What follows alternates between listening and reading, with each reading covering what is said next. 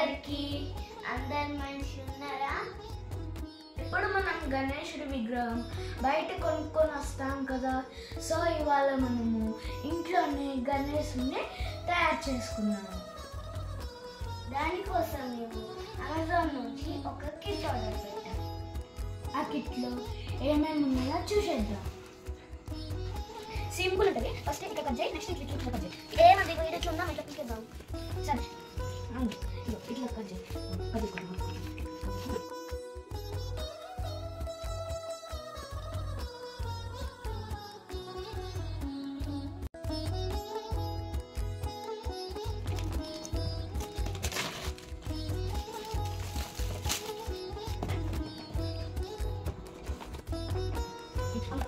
ఇందులో instruction manual వచ్చింది, Ganesh mould వచ్చింది, కోకోనట్ బిస్కెట్ వచ్చింది, ఇంకా ప్లే కూడా వచ్చింది.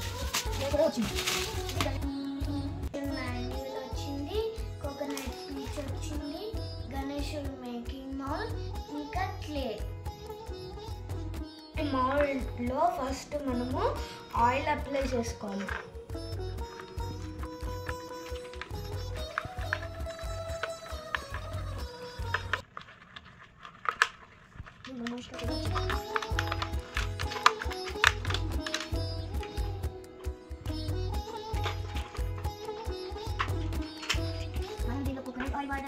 మనం ఈ మౌల్డ్కి ఆయిల్ ఎందుకు అప్లై చేస్తున్నామంటే ఆ క్లే పెట్టాక అది క్లే అంటుకోకుండా బయటికి ఈజీగా రావడానికి మనము ఆయిల్ అప్లై చేస్తున్నాము.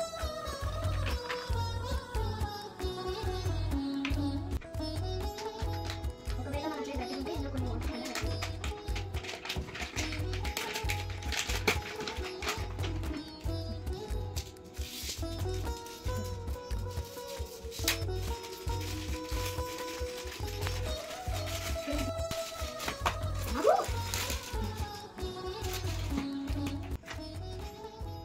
ఈ క్లే బాగా గట్టి ఉంటే మనం ఇందులో కొన్ని వాటర్ కూడా యాడ్ చేసుకోవచ్చు.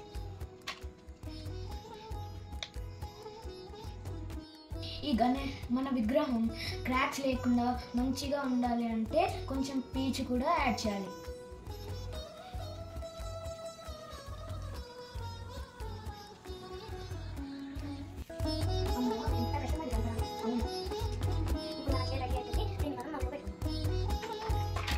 ఇట్లా కొంచెం కొంచెం తీసుకుని మౌల్లోకి ప్రెస్ చేయాలి, లేకపోతే విగ్రహం సరిగ్గా రాదు.